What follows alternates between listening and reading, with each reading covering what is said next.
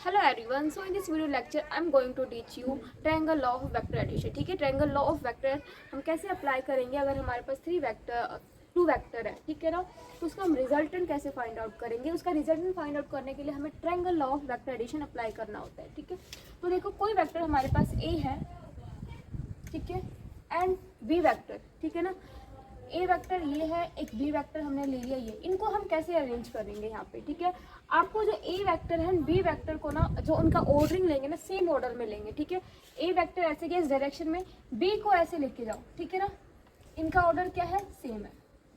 ठीक है, अब देखो इसका जो रिजल्टेंट वेक्टर जो फाइंड आउट करोगे ए वेक्टर एंड बी वेक्टर का, उसको इन दोनों के अपोजिट डायरेक्शन में लेना है। अब हम इस रिजल्टेंट वेक्टर को इस डायरेक्शन में ना लेंगे, किस डायरेक्शन में लेंगे, अपोजिट में। ठीक है, ये हमारा रिजल्टेंट वेक्टर। ठीक है, तो देखो फर्स्ट पॉइंट आपको क्या माइंड में याद रखना है कि A vector A and B vector are taken in same order या फिर in one order, right. Second point आपको ध्यान रखना है कि जो इनका रिजल्टेंट वेक्टर आ रहा है उसको किस डायरेक्शन में लेना है। Resultant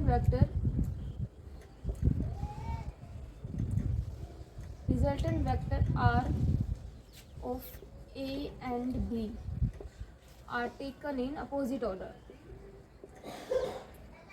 taken in opposite order में लेना है। ठीक है ना,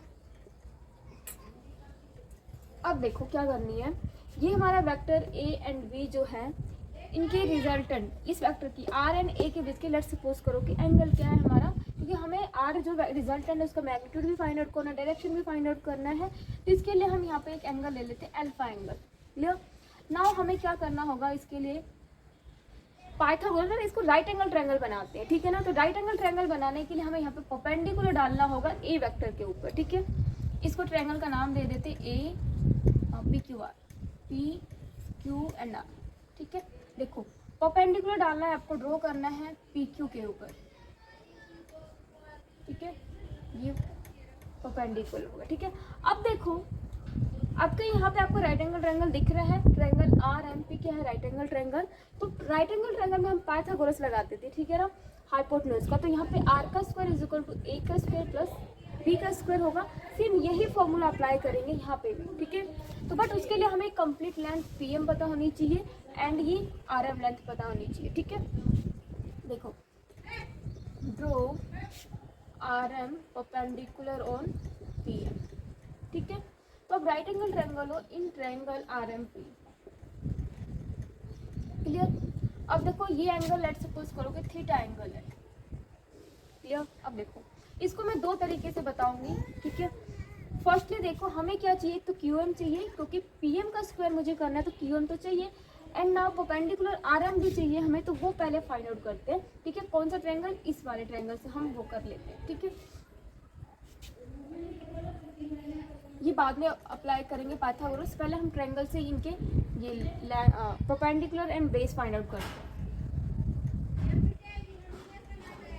आर एम क्यू में देखो आप किसका यूज कर सकते हो, इसका। ठीक है ना, इन दोनों का यूज कर। ठीक है, परपेंडिकुलर हो गया और ये हाइपोटेन्यूज हो गया। ठीक है, परपेंडिकुलर अपॉन में हाइपोटेन्यूज क्या होता है, sine theta. Sine theta perpendicular upon में हाइपोटेन्यूज। ठीक है, परपेंडिकुलर क्या है हमारा यहाँ पे आर एम एंड हाइपोटेन्यूज क्या है यहाँ पे आर क्यू।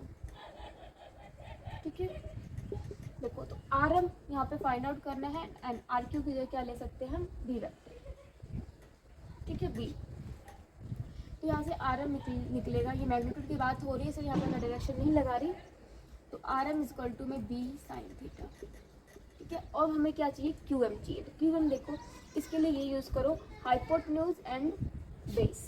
ठीक है, तो हाइपोटेन्यूज या फिर बेस अपॉन में हाइपोटेन्यूज होता है हमारा कोस थीटा।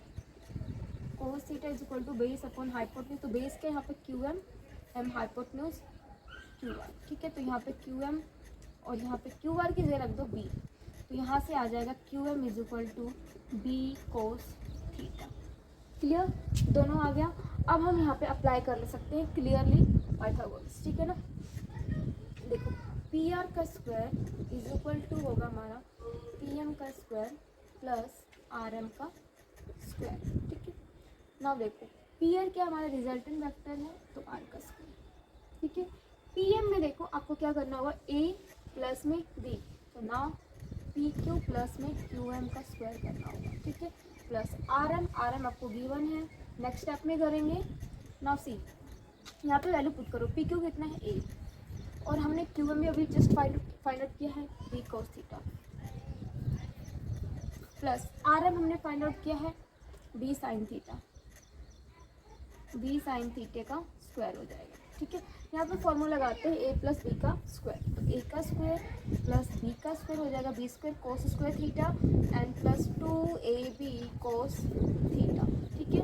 ये टर्म हो जाएगा B square sine square theta, ठीक है। फर्दर इसको हम सॉल्व कर लेते हैं। देखो R square is equal to, ये क्या होगा हमारा, इसको हम सॉल्व करते हैं, ठीक है ना।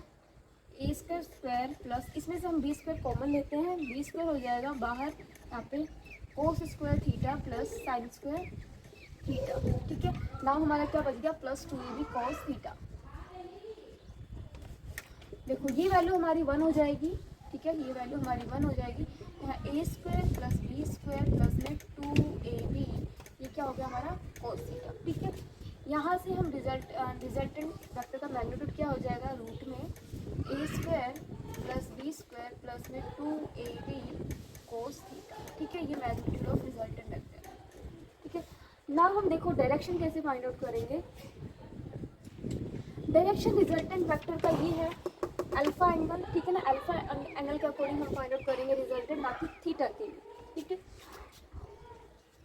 देखो ठीक है, direction of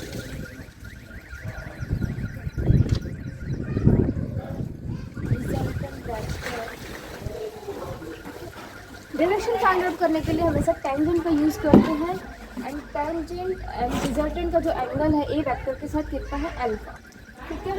tangent alpha is equal to perpendicular upon में बेस, तो परपेंडिकुलर है हमारा आर एम एंड बेस हमारा पी एम, ठीक है ना। तो आर एम हमारा कितना है B sine theta find out किया था, एंड पी एम क्या हो जाएगा P Q plus Q M, okay. तो B sine theta P Q कितना है हमारा A vector plus Q M क्या हमारा बी कॉस थीटा, ठीक है। ये है हमारा डायरेक्शन ऑफ, ओके। ना देखो हम दूसरी तरीके से भी हम इस Q M and R M को क्या कर सकते हैं, रिजोल्व कर सकते हैं।